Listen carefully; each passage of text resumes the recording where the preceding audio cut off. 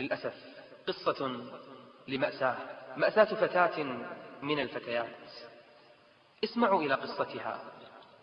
زفافها بعد 3 شهور، سوف تتزوج بعد 3 شهور، لكنها لا زالت على علاقاتها الفاجرة، علاقاتها المحرمة. ستتزوجين يا فلانة بعد شهور، أنت الآن مخطوبة، أنت الآن رجل يريدك بالحلال، ولكنها لا زالت مثل بعض الفتيات: هذه آخر الأيام قبل أن أدخل السجن أفعل ما أفعل، فأستانس قبل ما أتزوج. عندها أصحاب وعندها علاقة محرمة وتفعل الحرام. قبل زواجها ب3 شهور اكتشفت أمرا. ما الذي حدث؟ ما الذي جرى؟ تقول صاحبتها: اتصلت بي، قالت لي تعالي أرجوك تعالي. تقول: فذهبت إليها فوجدت صاحبتي تبكي. ما الخبر؟ تبكين لأن زواجك بعد 3 شهور؟ تبكين ومثلك تفرح وتسعد وتستبشر لأن الزواج اقترب؟ قالت: لا، مصيبة يا فلان. قالت: وما المصيبة؟ قالت: لا تخبري أحدا. قالت: ما الخبر؟ قالت: إني حامل. ماذا؟ حامل؟ ممن؟ من زوجك؟ لا، زوجي لم يقربني إلى الآن، ننتظر الزواج. قلت لها: ممن؟ قالت: من صاحبي. إنا لله وإنا إليه راجعون. أنا الآن حامل ومضى على حملي شهر وبقي على الزواج 3 شهور. أهلها لا يعلمون، أقرباؤها لا أحد يعلم، لو علموا لذبحوها قتلوها. ماذا تفعل؟ تقول: هي صاحبتي، كتمت سرها، كل يوم يمضي كسنة في حياتها، تصارع الآلام، تصارع الهموم والأوجاع. تقول: بحثت وهي عن حل لم نجد، استشرنا بعض الأطباء، ذهبنا إلى كثير من الأطباء، لا أحد يساعدنا. أي طبيب نسقط هذا الجنين؟ لا فائدة. أي مستشفى؟ لا أحد. أي إنسان نعطيه ما يشاء من المال، ولكن لم يستجب لنا أحد.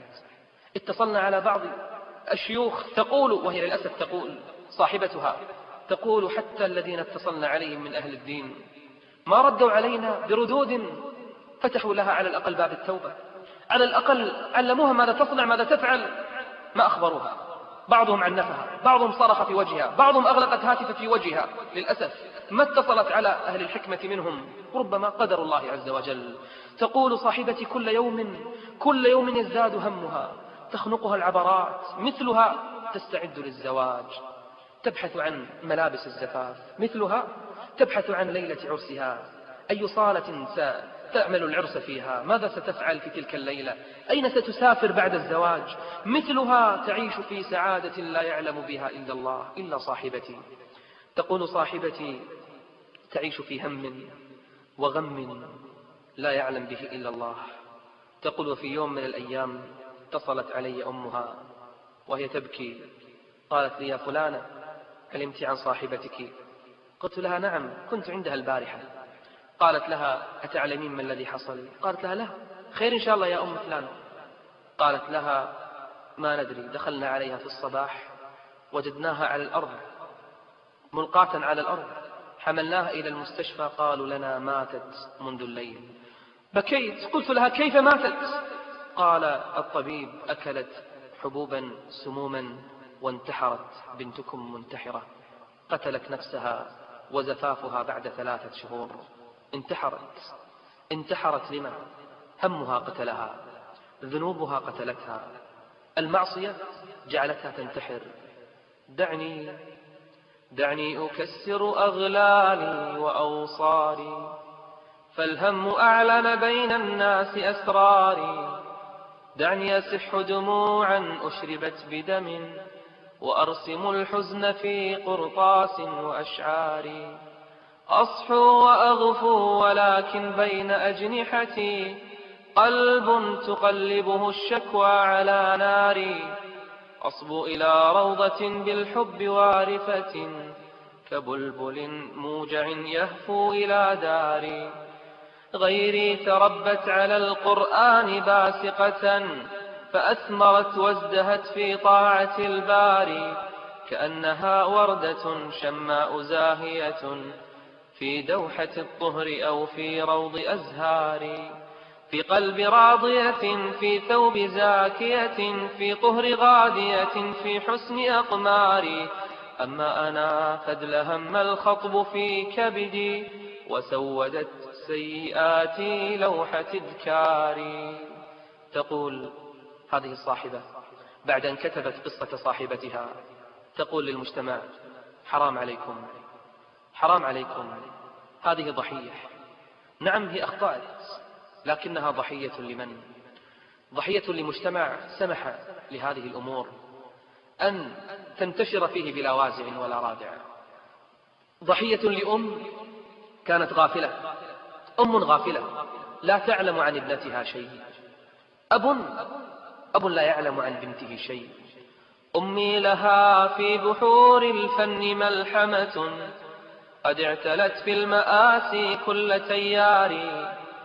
الزيف أتعبها، السوق غيبها، يا ليت لي عطف أم ذات أطمار. ولأب لم أذق في ظل مهجته معنى الأبوة من عطف وإيثار. أحلامه في رؤى الصفقات لاهثة، في بؤس سمسرة أو طيش أسفار. على لساني سؤال عنه محترق، قد باع حبي وتحناني بدينار. ضاع الرقيب فهان العرض في زمني، حتى استوى فيه إقبالي وإدباري. تسطو الذئاب على شاة مغفلة، فاستسلمت بين أنياب وأظفار. الدار من روعة الآلاء مترعة، وللهدى في رباها نوح إقفار. قد فتحوا للبلايا ألف نافذة، ودون صوت التقى أسوار أسوار. نعم فتحوا أبواب الفجور، وزينوا للفتيات كل حرام. الإنترنت مفتوح على مد البصر، وما تشتهي تراه وتدخله. هواتفنا قال للأسف فيها الصور الداعرة الفاجرة، تشتريها الأم هدية لبنتها وهدية للمراهقين من أطفالها. الأب لا يعلم إلا جمع الدينار والدرهم، قد غاب عن البيت فكأنها يتيمة ولها أبوان، لا يعلم عنها أبوها ولا تعلم عنها أمها. خذ المال يا بني، وعندك السائق تذهبين إلى أي مكان شئت، لكن أرجوك لا تزعجيني فعندي مسلسل أتابعه. يا بني عندك المال ومعك السائق، واذهبي مع الصاحبات، فأنت إن شاء الله متربية طاهرة صالحة، اذهبي إلى أي مكان تشائين. سبحان ربي، كانت نهايتها ماتت البنت، انتحرت. نعم هي قتلت نفسها، والمنتحر والعياذ بالله في نار جهنم خالدا مخلدا. لكن الأمة مسؤولة، لكن الأب مسؤول، لكن المجتمع مسؤول، لكن العلماء، الشيوخ، الدعاء، المصلحون. أين المجتمع؟ أين الناس؟ أين هم؟ ومن أعرض عن ذكري فإن له معيشة ضنكا، ونحشره يوم القيامة أعمى. قال رب لم حشرتني أعمى وقد كنت بصيرا. قال كذلك أتتك آياتنا فنسيتها، وكذلك اليوم تنسى. إنها قصص، إنها عبر، لكن أيها الإخوة والأخوات، لننتبه لأنفسنا، لنتقي الله عز وجل، لنعتبر، لنستشعر، لنهتم بأهالينا، بأولادنا، ببناتنا.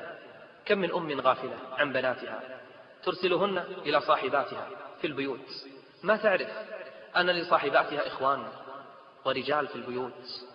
كم من أم ترسل بناتها مع السائقين، ما تدري أن السائق رجل، بل هي تدري لكنها لا تريد أن تتذكر هذا، أن السائق رجل مهما كان. تخرج بناتها بأي لباس، بأي عطر، بأي رائحة، لا تبالي، إلا أنها تتابع المسلسلات والأفلام والفضائيات والموضات والأسواق، وتجلس مع جاراتها وتفعل ما تشاء. كلكم راع وكلكم مسؤول عن رعيته. أسأل الله جل وعلا أن يرينا الحق حقا ويرزقنا اتباعه، ويرينا الباطل باطلا ويرزقنا اجتنابه. وأسأل الله جل وعلا أن يثبتنا بالقول الثابت في الحياة الدنيا وفي الآخرة. وأن يحسن لنا خواتيمنا وأن يثبت أقدامنا. وصل الله وسلم على نبينا محمد وعلى آله وصحبه أجمعين، والحمد لله رب العالمين.